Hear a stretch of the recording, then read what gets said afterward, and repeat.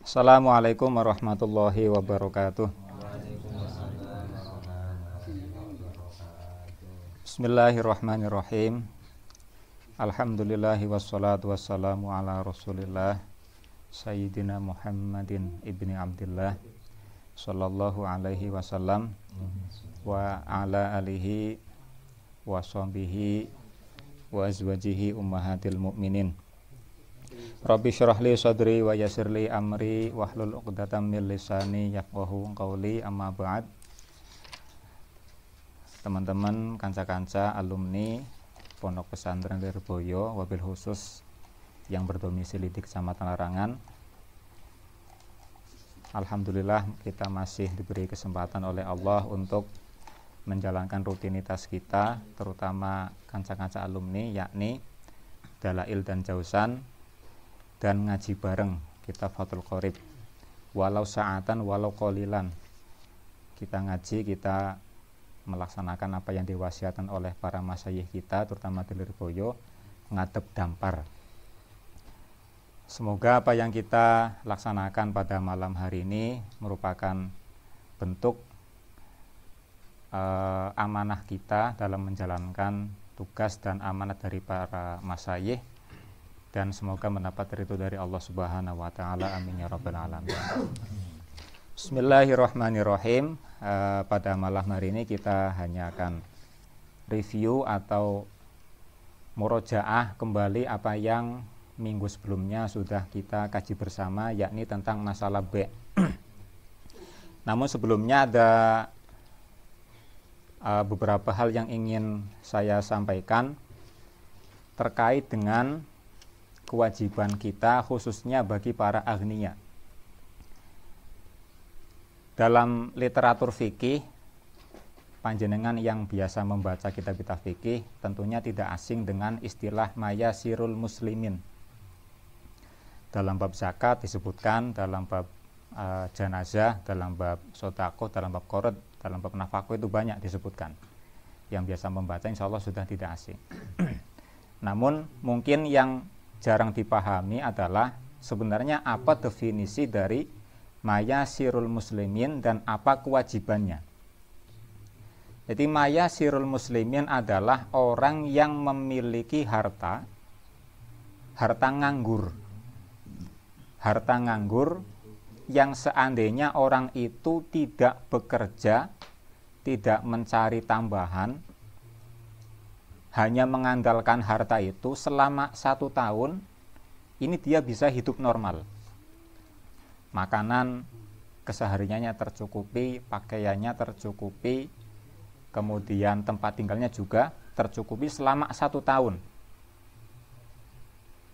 Digawe nganggur-ngangguran tok, kowe bisa urip selama 1 tahun. Itu berarti tergolong mayasirul muslimin. Tentunya menghitung orang-orang yang wajib kita nafkahi, istri, anak, dan seterusnya. Jadi andaikan kebutuhan kita dalam 1 tahun itu tiap harinya misalkan 100.000 rupiah misalkan, kemudian dikalikan 1 tahun, 1 tahunnya pakai hijriyah, kalau hitung hari berarti kira-kira 350 hari. 100.000 dikali 350 hari, 350 hari ketemunya kira-kira 35 juta rupiah. Ini kalau kita punya uang nganggur, ya, uang nganggur artinya hutangnya sudah terpenuhi dan yang lain seterusnya sudah terpenuhi, kita tidak punya hutang dan seterusnya, maka kita tergolong mayasirul muslimin. Nah, lalu apa kewajiban kita sebagai mayasirul muslimin? Ulama menjelaskan kewajiban kita adalah saddud darurat. Jadi memenuhi kebutuhan-kebutuhan orang yang dalam kondisi darurat. Sebetulnya ahlud darurat seperti orang fakir, orang miskin dan seterusnya, ini kewajiban mereka itu ditanggung oleh zakat sebenarnya. Zakat itu kan untuk 8 asnaf, fakir, miskin dan seterusnya. Nah, ketika zakat tidak mencukupi kebutuhan mereka, masih ada orang yang kelaparan, masih ada orang yang dalam garis kemiskinan atau kefakiran, maka siapa yang wajib memenuhi kebutuhan mereka? Jika zakat tidak mencukupi, maka pemerintah yang wajib, Baitul Mal dalam hal ini. Ketika Baitul Mal tidak ada, ketika pemerintah tidak memberikan bantuan kepada mereka-mereka yang masih dalam kategori kemiskinan, nah baru ini kewajiban ini ditanggungkan kepada mayasirul muslimin. Jadi ada orang, kita punya tetangga masih kelaparan, masih tergolong fakir, masih tergolong miskin. Harusnya satu hari makan 2 kali misalkan, dia hanya makan 1 kali. Normalnya orang punya pakaian yang layak pakai, dia punya pakaian hanya misalkan sarung sama kaos saja. Belum tercukupi, kebutuhan normalnya belum tercukupi. Itu berarti kewajiban kita untuk memenuhi kebutuhan orang tersebut. Nah, seandainya ada orang tidak tahu, mungkin karena orangnya terlalu introvert ya, artinya tidak mau nangga, tidak mau muasyaroh dengan tetangga, dengan yang lain, ini dia tetap terkena khitab. Tetap terkena khitab. Kita yang wajib mencari, bukan kita menunggu, bukan. Jadi kita jemput bola. Makanya Sayyidina Umar ketika beliau menjabat sebagai khalifah setelah sahabat Abu Bakar, ini beliau tiap malam, ini masyhur ceritanya, kita biasa mendengar. Beliau tiap malam itu keliling ke rumah-rumah sambil memikul makanan. Keliling barangkali ada orang yang membutuhkan. Karena kewajiban seorang khalifah, seorang pemerintah, mengelola Baitul Mal, diantaranya adalah mentasorufkan Baitul Mal kepada mereka-mereka yang masih membutuhkan, yang belum tercukupkan kebutuhannya oleh zakat. Begitu juga amil ini wajib mencari. Pemerintah pun wajib mencari. Mayasirul muslimin pun wajib. Jadi kita itu bukan menunggu bola, tapi menjemput bola. Maka dalam bab jenazah itu ada keterangan, seandainya ada orang meninggal karena dia mungkin beberapa hari tidak keluar, ternyata di kamar dia sudah dalam kondisi tidak bernyawa.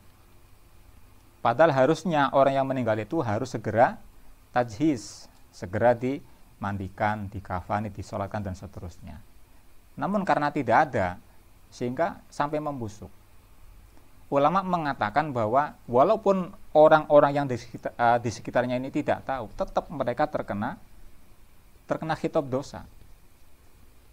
Kesalahannya apa? Kesalahannya karena tidak mau mencari tahu. Harusnya kita punya tetangga lama tidak kelihatan, harusnya kita cari tahu. Oh, ini si fulan kemana kok enggak kelihatan. Ini kewajiban kita untuk mengetahui apa kondisinya sekarang. Apakah sedang mengalami dalam kondisi darurat atau bahkan mungkin sudah meninggal. Sehingga kita cepat untuk mengambil sikap. Jadi sekali lagi, kewajiban mayasirul muslimin itu di samping memenuhi kebutuhan-kebutuhan yang dibutuhkan oleh asnaf zakat, ini juga punya kewajiban yang umum, seperti misalkan mengurus anak yatim atau tajis mayit, atau orang meninggal tidak punya keluarga, tidak punya harta, padahal tajis butuh biaya, memandikan, mengkafani butuh biaya. Ini kewajiban mayasirul muslimin ketika memang pemerintah tidak bisa mencukupi. Nah, cuman darurat ini ada kelas-kelasnya, ada derajatnya. Darurat yang menjadi kewajiban mayasirul muslimin untuk memenuhinya adalah darurat yang masih dalam tahap tidak dalam tahap istilahnya orang yang sampai sekarat, bukan. Jadi dia masih bisa hidup, cuman tidak normal, tidak seperti orang umumnya.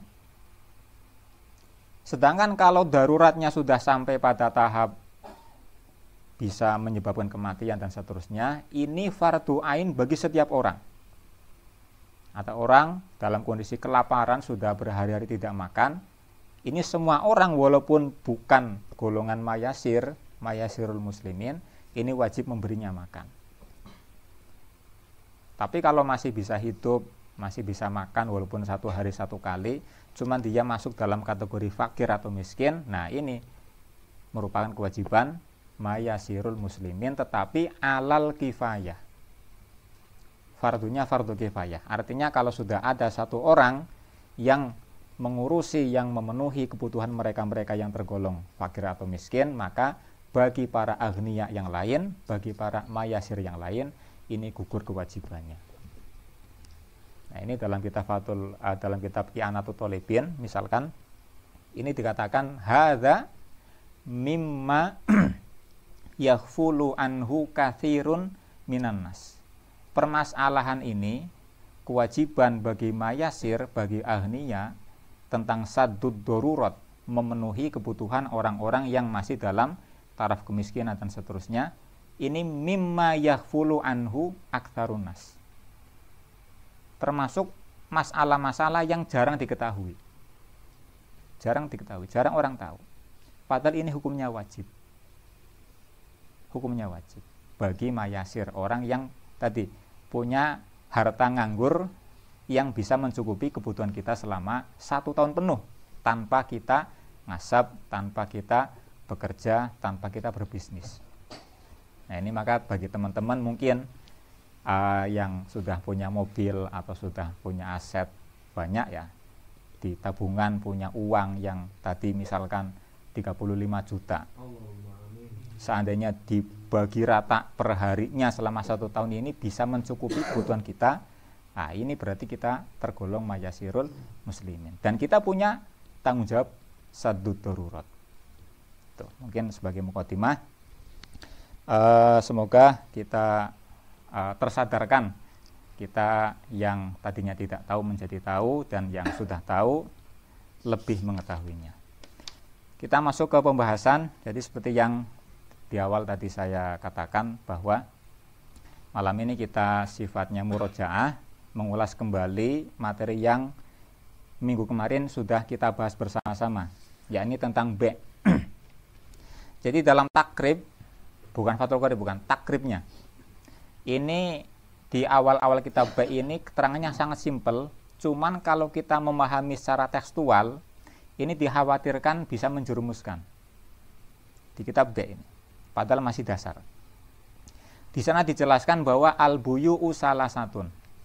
B itu ada 3 macam. Bai'u ainin musahadatin, yang pertama adalah menjual barang yang terlihat, musahadah. Fajaizun, ini hukumnya jaiz, artinya boleh. Kemudian yang kedua, wa bai'u syai'in mausufin fi dhimmah, menjual barang yang fi dhimmah. Nah, fi dhimmah ini jarang orang yang mengetahui. Sebenarnya apa sih maknanya fi dhimmah? Nah, nanti insya Allah akan dijelaskan. Ini juga fajaizun, sah. Dan yang terakhir, yang ketiga, ini merupakan kebalikan dari yang pertama, yaitu bai'u ainin lam tusahad. Bai'u ainin ghaibatin lam tusahad, menjual barang yang tidak kelihatan, yang tidak nampak ketika transaksi. Maka yang ini fala yajuzu, tidak sah, tidak boleh. Nah, secara tekstual,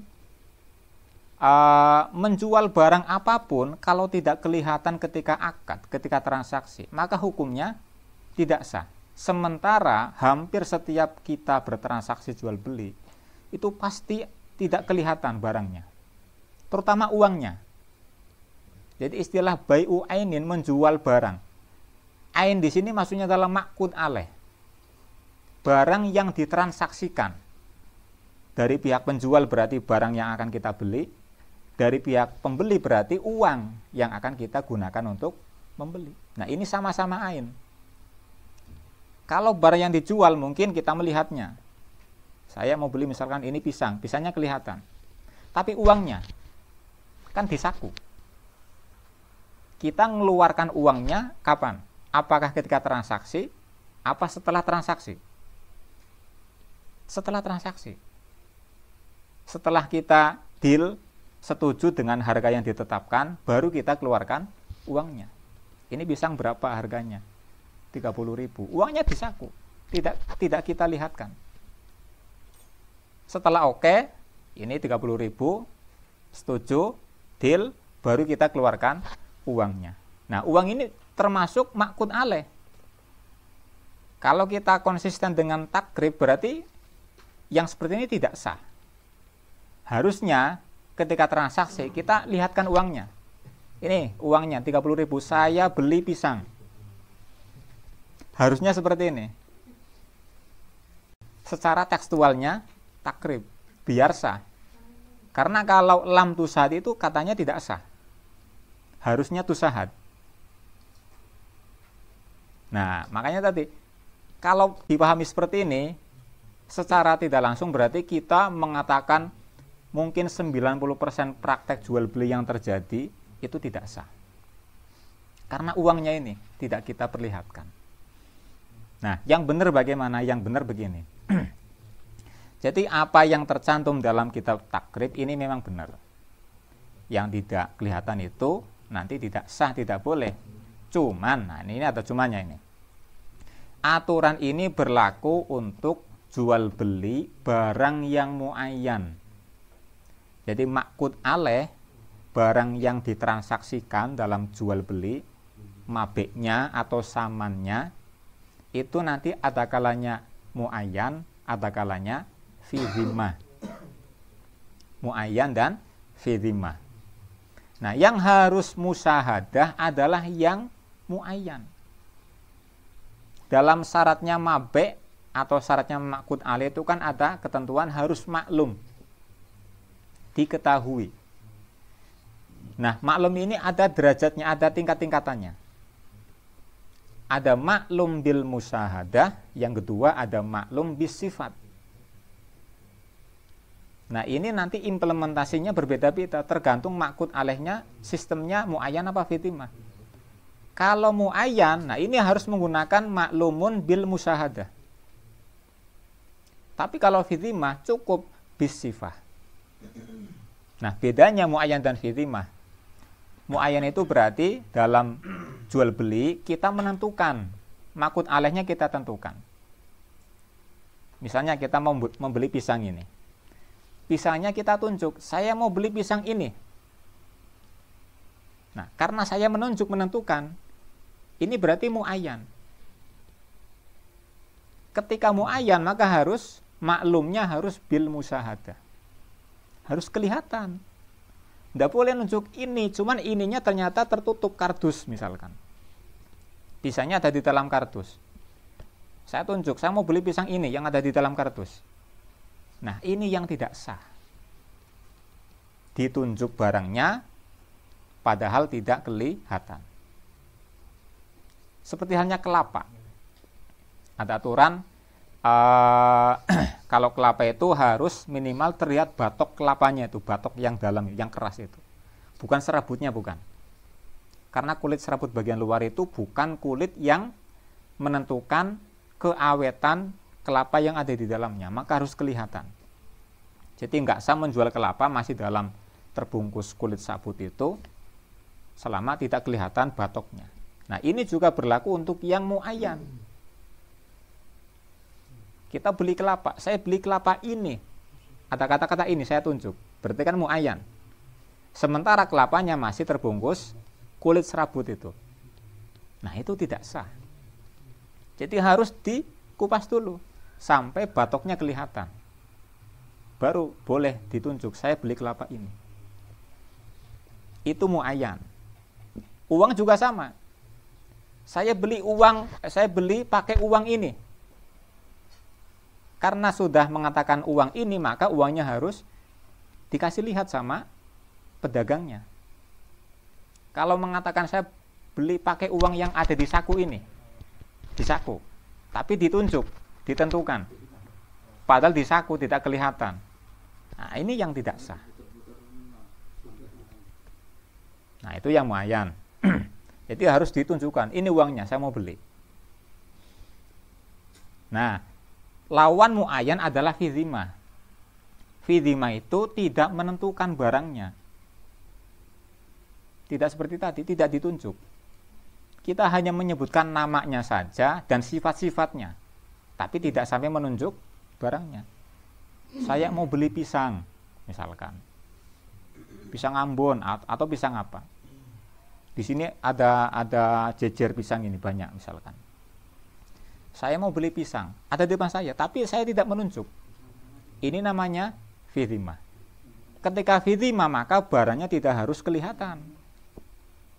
Boleh saja pisangnya di dalam misalkan. Saya ngomong saya beli pisang. Pisang Ambon, harganya berapa? 1 cengkeh 20.000. Oke, bayar. Barangnya masih di dalam, itu boleh.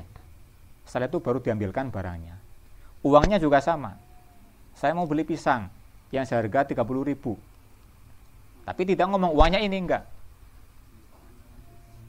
Nah, setelah deal baru kita keluarkan uangnya. Ini fidhimah. Kelapa juga sama. Saya mau beli kelapa 2 biji. Ada banyak kelapa ini, tapi enggak saya tentukan. Cuma ngomong 2. Ini walaupun masih dalam terbungkus kulit serabut, ini hukumnya sah. Karena dalam fidhimah itu ada apa ya istilahnya? Ada prinsip istilahnya, intinya saya beli kelapa.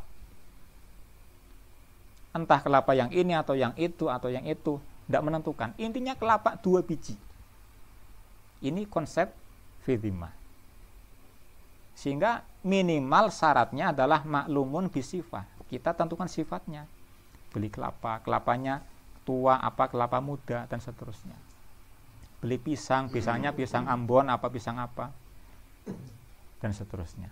Nah, itu perbedaan muayyan dan fidhimah. Jadi sekali lagi, apa yang disebutkan dalam kitab takrib, menjual barang yang kelihatan hukumnya sah, sedangkan yang tidak kelihatan hukumnya tidak sah. Ini berlaku untuk mabe atau ma'qud alaih yang muayyan. Sedangkan mabe atau ma'qud alaih yang fidhimah itu tidak harus kelihatan. Tidak harus. Boleh saja kelihatan tapi tidak harus. Nah, itu kesimpulan dari materi yang kemarin sudah kita bahas. Ya, mungkin itu saja yang bisa kami sampaikan. Mungkin sebelum saya tutup, barangkali ada yang belum paham atau ingin menanyakan tentang materi yang tadi sudah disampaikan. Silahkan, barangkali ada. Maafin. Memang jarang orang paham ini, muayyan dan fidhimah. Bedanya tipis. Muayyan itu ditunjuk, kalau fidhimah berarti tidak ditunjuk. Tapi walaupun tipis, nanti imbas 2 praktek ini sangat berbeda. Sangat berbeda. Dan kita harus tahu konsekuensinya. Karena bisa jadi kita memilih yang muayyan, sementara kita tidak memenuhi persyaratan yang muayyan, akhirnya baiknya tidak sah. Kalau baiknya tidak sah, kita beli pisang misalkan, ternyata tidak sah praktek jual belinya. Berarti pisang ini ketika saya terima, ini hakikatnya bukan milik saya berarti. Masih milik penjual. Tapi karena kita tidak tahu, kita makan. Padahal ini bukan milik sendiri. Berarti haram. Maka masuk dalam kategori wala ta'kulu amwalakum bil batil. Memakan harta batil. Di antara, tidak hanya harta curian, tidak hanya ya, termasuk barang-barang yang kita dapatkan dari praktek muamalah yang tidak sah.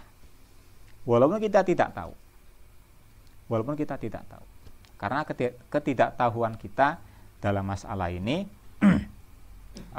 mungkin kalau zaman sekarang sudah bukan ma'dzur lagi. Kelas kita sudah bukan ma'dzur lagi. Ketidaktahuan itu yang ghairu ma'dzur. Jadi artinya walaupun tidak tahu tetap kita disalahkan. Kenapa tidak tahu? Kenapa tidak ngaji? Kenapa tidak belajar dan seterusnya?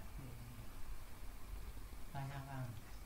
Itu kan Ya. kalau muayyan ya, muayyan kan harus bentuk barang ya. Terus asli barangnya gitu kan. Kalau Ya, itu kan intinya ditunjuk. iya, kalau barangnya kan misalnya pisang. Sedangkan uang yang untuk membeli itu kan bukan barang asli. Yaitu jadi begini, muayyan dan fidhimah itu berlaku untuk masing-masing ma'qud alaih.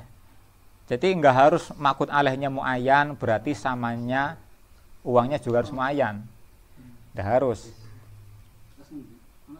Jadi boleh saja pisangnya kita tunjuk tapi uangnya kita pakai yang fidhimah. Oke. Iya, jadi enggak harus mabeknya kita tunjuk berarti uangnya harus kita tunjukkan. Enggak seperti itu. Jadi bisa jadi mabeknya muayyan, samannya juga muayyan, atau mabeknya muayyan, samannya fi dhimmah, atau sama-sama fi dhimmah. Berbeda-beda. Yang penting kalau kita pakai yang fi dhimmah, berarti minimal kita harus menyebutkan sifatnya. Tapi kalau kita pakai yang muayyan, berarti harus kelihatan. Cuma itu saja bedanya. Sing toko ki ora kudu barang asli. Arek dunia kan mungkin nganggo real, nganggo apa kan pakai Iya. asli ya. Arek duit saya kan kudu duit asli, kur kertas stok. Aslinya kan mungkin misalkan nang bank apa kan ya kan. Ya sebenarnya memang itu perkhilafan ya, ada perkhilafan. Yes, tapi kita ambil yang boleh lah. Ya boleh-boleh saja kita transaksi pakai uang. Tetap ulama mengatakan uang itu tetap memenuhi syarat-syaratnya maqud alaih, muntafa'an bi, tohir, suci dan seterusnya. Itu tadi tentang muayyan dan fi dhimmah. Jadi sekali lagi dua konsep ini walaupun dalam prakteknya itu mungkin sepele atau tidak terlalu besar perbedaannya dalam prakteknya ya, tetapi imbasnya ini sangat besar. Imbasnya sangat besar. Di antaranya tadi, muayyan harus kelihatan, kalau fi dhimmah tidak harus. Itu mungkin yang dapat kami sampaikan. Mohon maaf atas segala kekurangan, barangkali ada yang tidak sesuai dengan pemahaman panjenengan, silakan kami ditegur dengan cara yang baik, dengan niat membangun, dengan niat semoga ke depan lebih baik. Itu mungkin dari saya sekian, wallahu a'lam bishawab. Assalamualaikum warahmatullahi wabarakatuh.